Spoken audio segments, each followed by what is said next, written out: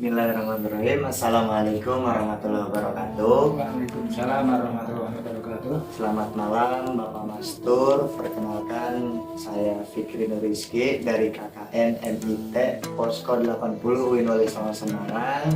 Pada kesempatan kali ini saya ingin mewawancarai Bapak Mastur selaku Kepala TPQ di Desa Gebang ini.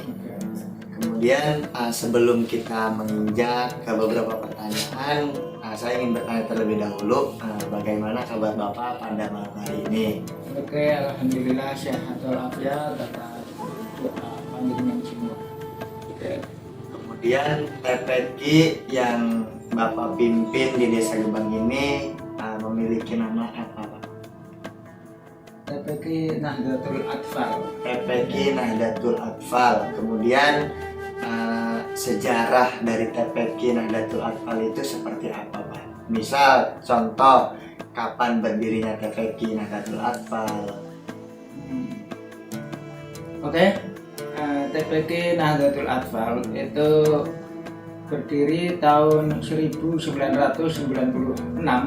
Saat itu ada tim KKN dari IAIN Wali Songo saat itu, dan IAIN Wali Songo saat itu masih satu induk, walaupun punya cabang-cabang ada di Pekalongan, di Salatiga, di Surakarta dan Kudus. Dan tim KKN itu ada 9 orang pun delalahnya, ada juga yang dari berbagai daerah. Dan awal muasalnya bahwa kita mendirikan TPQ memang embrionya dari tim KKN IAIN Wali Songo, entah periode atau apa itu Ya, angkatan saya nggak tahu, tapi saat itu tahun 1996 dan tepatnya 2 Juli 1996. Bahwa kronologisnya tim KKN perempuan yang bernama Mbak Ida Rahmawati, beliau sudah mengajar di TPQ di Semarang, kemudian di posko KKN di Pak Manten Lurah itu dikumpulkan sekitar ada 12 anak. Setiap waktu asar mereka mengaji dengan tim KKN. Kemudian setelah KKN sekitar 1 bulan, maka dipindahkanlah TPQ yang tadinya dari posko KKN terus kemudian di Mushola Nurul Mutakin. Di Mushola Nurul Mutakin itulah awal muasal dari berdirinya TPQ. Dan yang jelas sebelum adanya berdiri di Mushola, tapi para pencetus muassis TPQ ini nampaknya yang cukup menjadi sorotan dan menjadi keanehan. Muassisnya adalah mereka belum berkeluarga. Dari sekitar 10 orang itu ada yang dari pondok pesantren, ada yang dari kuliah, ada yang dari merantau kemudian bersatu, katakanlah bahasa eleknya Joko Tuwo dan Perawan Tuwo. Nah, awal-awal seperti itu berkumpul tapi positif, yaitu di organisasi IPNU IPPNU Desa Gebang sekaligus bersama dengan IRMAS, Ikatan Remaja Masjid Desa Gebang. Kemudian menyatu bersinergi dengan tim KKN saat itu, diputuskan di Balai Desa, resmi didirikan di Balai Desa saat itu, tetapi belum menuju kepada pembangunan, tapi yang jelas yang penting ada. Kemudian dicetuskan di Balai Desa itu juga bersama dengan perangkat desa dan diberi nama Nahdlatul Atfal. Mungkin ini merupakan kebangkitan dari para anak-anak kita yang tadinya tidak mengenal atau belum mengenal huruf-huruf hijaiyah, kemudian dibangkitkan untuk bisa mengenal huruf-huruf hijaiyah. Begitu kira-kira awal masa. Sedikit menarik ya, Pak. Ya. Dari IAIN tahun 1996 mungkin ya, pencetus pertama yang membuat TPQ itu hadir sampai sekarang. Nah, bisa dikatakan sudah lebih dari 20 tahun mungkin Pak. Iya. Ya. Nah, setelah itu pastinya ada motivasi sendirilah. Nah, saya mau tanya nih, motivasi Bapak yang benar-benar kuat dan bertahan sampai sekarang mempertahankan TPQ Nahdlatul Athwal itu apa? Iya. Ingat bahwa Giroh itu muncul memang diantaranya saat itu Pak Kiai Imron sekarang menjadi kiainya masjid, Pak Kiai Mahfud sekarang juga menjadi kiai di Desa Gebang. Saat itu muda-muda, karena mereka itu mondok 15 tahun mungkin lebih, ada yang dari Keresan, ada yang dari Sarang, bahkan ada yang dari Petuk Kediri. Kemudian saya dengan Pak Ismail, alumni IAIN yang kebetulan berdomisili di Gebang, kemudian bertemu dengan para santri, jadi akademisi bertemu dengan santri yang notabene keduanya saling bersinergi, kemudian berdirilah TPQ itu. Karena diantaranya sebelum ada TPQ jauh sudah ada MDA yang sekarang bernama MDTU, Madrasah Diniyah Takmiliyah. ULA berarti tingkatan dasar. Otomatis kalau di SD namanya tingkatan dasar itu MDTU, kemudian TK-nya adalah TPQ. Karena apa?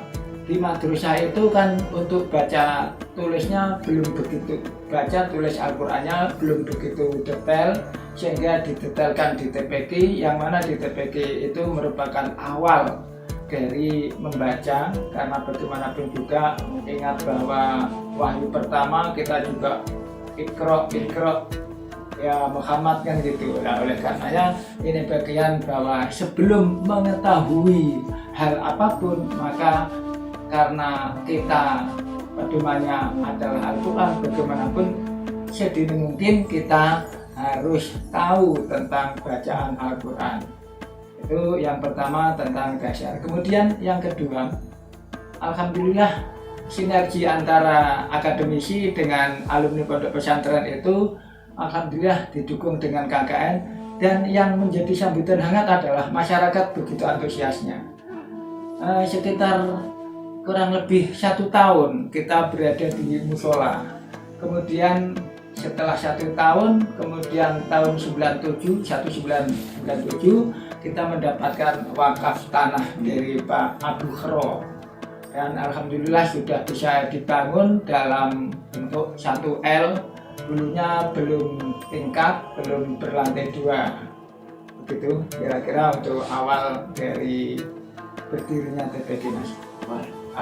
Mungkin sangat berkesan sekali ya Pak, dari berdirinya ada KKN, kemudian Pak Mastur ini bertemu dengan beberapa tokoh agama atau dikatakan santri-santri, kemudian sampai sekarang ini terciptalah TPQ yang begitu ramai muridnya. Tentulah di samping banyaknya murid atau siswa ini ada sosok-sosok pendidik yang begitu hebat lah. Nah, saya mau tanya Pak, ada berapa jumlah pendidik sekarang yang ngajar di TPQ, serta ada berapa juga banyaknya jumlah murid yang di TPQ? Setahu saya nomor induk, nomor induk yang saya pakai itu kan pendaftar, baik itu yang lulus maupun drop out, putus di tengah jalan, mungkin karena pindah, mungkin nggak kuat. Ingat bahwa di TPQ itu kan metodologinya individual, walaupun di klasikal dalam arti penyampaiannya, tetapi dalam kemampuannya adalah individual. Karena kemampuannya individual, otomatis ada yang 2 tahun bisa diwisuda, ada yang 3 tahun bisa diwisuda, tetapi ada juga yang sampai 4 tahun. Ya, biasanya yang sampai 4 tahun itu malu, karena malu maka dia keluar, karena SD-nya mungkin sudah kelas 3, kelas 4, dia malu. Nah, sekarang sudah bisa dideteksi sekitar 1.800-an. Sejak tahun 1996 sampai sekarang itu pendaftarnya 1.800-an.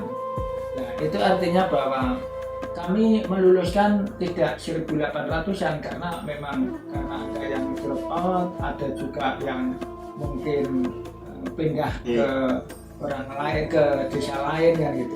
Kemudian terkait dengan yang saya menarik adalah setelah mendapatkan wakaf maka masyarakat pun antusias. Ini yang menjadi dukungan kita.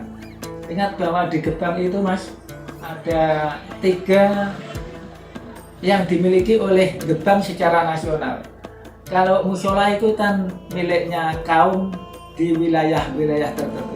Tetapi 3 hal, yaitu 1 masjid, 2 madrasah, 3 TPK itu milik Gebang secara nasional. Artinya apa? Ketika panen di Gebang itu ada 2 kali panen dalam arti secara umum, 1 panen padi, 2 panen tembakau karena memang daerah Gebang termasuk bagian dari petani tembakau. Yaitu keliling mintai sumbangan dengan halu-halu lewat kol Al-Sapek, kemudian diberi membran, ya kan, diberi salon, kemudian masyarakat sebelumnya sudah diberitahu di masjid bahwa pada hari Minggu tanggal sekian-sekian akan ada penarikan secara umum. Nah itu sampai sekarang masih dilakukan. Nah oleh karenanya, dan itu bergiliran. Dulu pertama kali masjid, kemudian madrasah, dan sekarang gilirannya untuk membangun adalah TPK. Dan TPK itu pun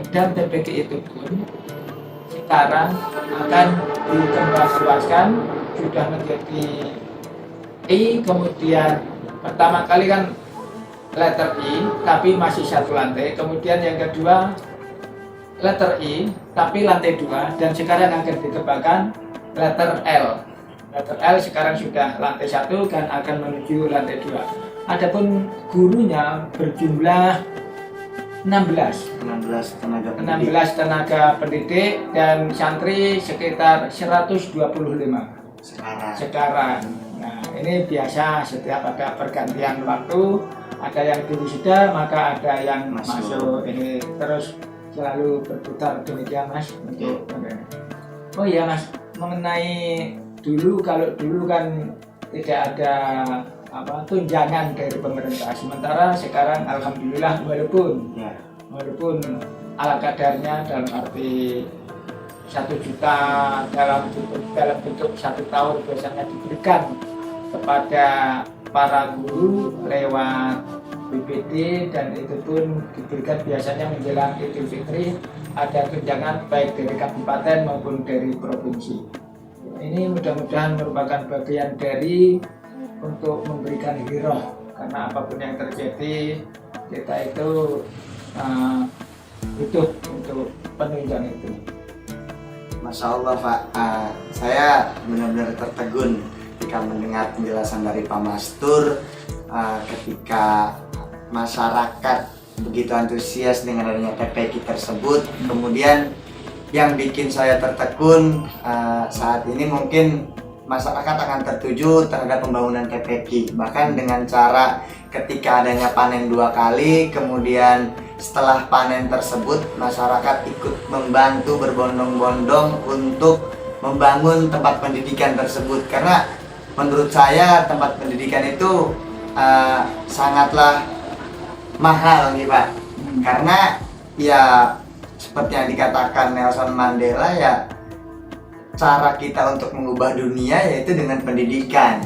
Begitu hebatnya, begitu kerennya pemuda-pemuda bahkan masyarakat Desa Gebang ini dan antusias yang bagus untuk membangun TPK Nahdlatul Atfal gitu. Selanjutnya, apakah ada metode khusus di TPK tersebut mungkin maupun dalam hal pembukaan belajar atau setelah belajar, apakah ada ajaran-ajaran khusus dari bidang agama Pak?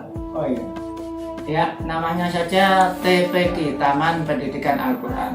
Ya walaupun apapun seperti fikih, fasolatan, tajwid, apapun pasti muaranya adalah sumbernya adalah Al-Quran.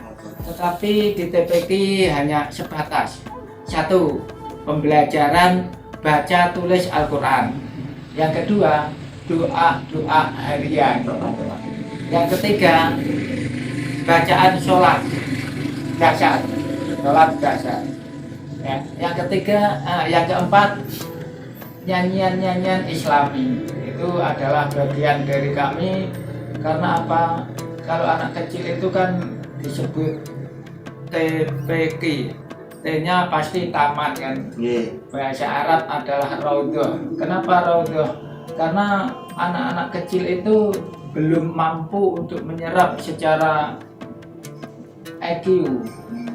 Maka di TK pun tidak boleh diajarkan tentang yang sifatnya mikir kelas tinggi, high thinking, belum nyampe. Nah, oleh karenanya bagaimanapun juga di TPQ itu di samping pembelajaran utamanya Al-Quran, doa-doa harian, fasolatan, juga ada nyanyian-nyanyian Islami seperti tepuk anak soleh dan sebagainya itu adalah bagian dari bagaimana untuk menyenangkan anak. Kemudian yang terkait dengan metodologi, bahwa kami dalam 1 minggu, 1 pekan itu ada 7 hari, liburnya adalah Jumat. Kemudian khusus untuk Kamis tidak diajarkan tentang baca tulis, tetapi diajarkan terkait dengan doa harian, fasolatan, dan juga nyanyian Islami. Itu merupakan bagian dari pendukung. Begitu. Kemudian mungkin ini bisa dikatakan pertanyaan terakhir. Apakah sampai saat ini ada beberapa kendala dalam mengajar atau dalam mengurus anak-anak, serta apakah dari orang tua murid itu benar-benar mendukung terhadap pembelajaran yang Bapak terapkan seperti tadi? Oh iya. Ya, Mas, bagaimanapun juga perjalanan pasti ada suatu kendala, pasti ada suatu halangan. Di antaranya adalah karena kita itu rata-rata adalah petani. Kadang saya juga mangkal juga kepada guru atau ustadzah yang kadang terlambat datang, satu. Yang kedua, kemudian karena mungkin banyak tokoh masyarakat, artinya apa? Guru-guru yang ada di TPQ itu kan tokoh. Karena tokoh biasanya disuruh nganter-nganten, disuruh ke makam untuk menuntut tahlil. Nah, maka sebenarnya ya kalau menurut jenengan kan sebagai orang metode orang pendidikan kan tahu bahwa bagian dari aspek keguruan adalah diantaranya adalah aspek sosiologi.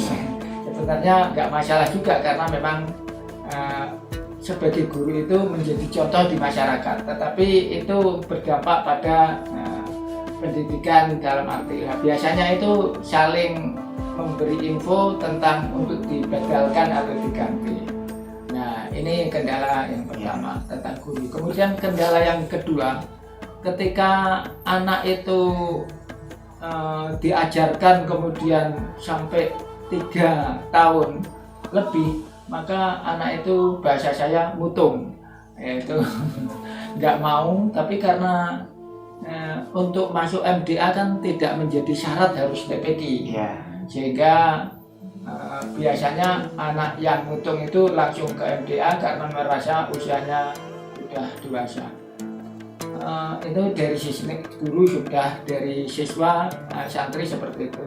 Masyarakat bagaimanapun juga, satu, karena terlalu kecilnya mendaftarkan di TPQ, mungkin usia 3 itu kan belum masuk, diberi pelajaran kayak apa belum masuk, tetapi dipaksakan masuk. Tapi tidak mungkin saya akan seperti sekolah formal, SD katakanlah mau nggak mau harus lebih dari 6. Sementara TPQ untuk bilang mau nggak mau harus sudah 4, nggak bisa. Maka sering 3 tahun, 3,5 diterima, kemudian untuk pembelajaran pakai metode apapun ya mental. Nah, tapi nggak apa-apa, itu adalah bagian karena apa?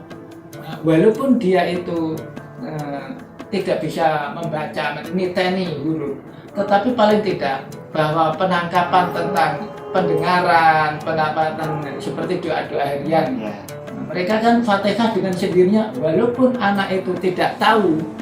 Saya saja dulu belum bisa membaca, tapi sudah membaca itu kan berarti melihat. Ya. Tapi sudah hafal Fatihah. Karena apa? Setiap mulai pelajaran ada Fatihah, ada Raditu Billahi Robba, terus ada lagi Asmaul Husna. Nah, sehingga mereka itu dipahamkan bukan karena mata, tapi dipahamkan oleh karena telinga. Nah, ini adalah pembiasaan-pembiasaan seperti ini yang menciptakan bagaimana kepribadian seseorang, bagaimana seseorang menangkap, termasuk pendidikan usia lanjut. Itu kan mereka itu nggak tahu bacaan sholat, at-tahiyatul mubarakatuh, sholawatut itu bacaannya kayak apa. Kita tidak pernah melihat, tetapi mereka hafal. Nah, itu karena penangkapan lewat indera telinga. Dan yang menjadi hal yang penting adalah satu, bahwa bagaimanapun juga TPQ sekarang masih dibutuhkan di masyarakat dan masih eksis. Apapun yang terjadi, walaupun sekarang itu banyak HP dan sebagainya, tapi pendidikan langsung itu mau tidak mau harus. Walaupun sekarang metode cara membaca pakai Google, pakai YouTube, monggo. Tapi untuk bagaimana misalnya tak mana kan harus praktek langsung kan gitu. Nah, misalnya yang paling utama kan di TPQ itu kan ghoribnya, Mas. Ingat ketika saya dulu ngaji, saya tidak kenal tentang ghorib, Mas. Yes, pokoknya kuliah ayyuhal kafirun wala ana kan gitu. Padahal ana walaupun ada fathah bertemu alif, karena bacaan anak maka harus dibaca pendek. Nah, sekarang itu di TPQ kan lebih kepada hal-hal yang ghorib. Ghorib itu di luar yang umum kan gitu. Dan hal-hal yang muskil antara tulisan dengan bacaan beda. Nah, ini yang merupakan ciri khas TPQ. Mungkin dulu orang kan bicara gini, ngapain harus ada TPQ? Dulu nggak ada TPQ saja juga sudah bisa baca kan gitu. Ya, tetapi orang-orang dulu belum mengenal tentang apa itu ghorib kan gitu. Termasuk tajwidnya mungkin secara bacaan benar, tetapi untuk nengopo kok panjang, nengopo kok pendek. Ini bacaan apa? Ya bisa mempraktekkan tetapi menteorikan atau menguraikan tidak bisa. Nah, ini adalah bagian dari kelebihan teori, kelebihan di TPD yang dulu itu orang mengajar dengan cara Baghdadi, yaitu al-fatah, abata, wajata, abata. Nah, sekarang langsung ya dulu kan dieja dulu, sekarang langsung ngelawar, bosong biang ki ngelawar itu langsung ada harokatnya langsung abata. Nah, ya memang ada kelebihan dan kelemahan, Mas. Sekarang anak TPQ kadang karena tidak dieja, kadang tak saya suruh membaca yang tanpa ada harokatnya, dia bingung. Nah, ini jangan menyatakan bahwa satu metode adalah baik. Pasti ada lebih dan ada kurangnya. Anak TPQ karena awal-awalnya sudah abata, sudah berfathah, sudah berkasroh, sudah berdoma, maka ketika saya suruh untuk menyebutkan ini apa, maka dia akan bilang ini adalah A, ini adalah B.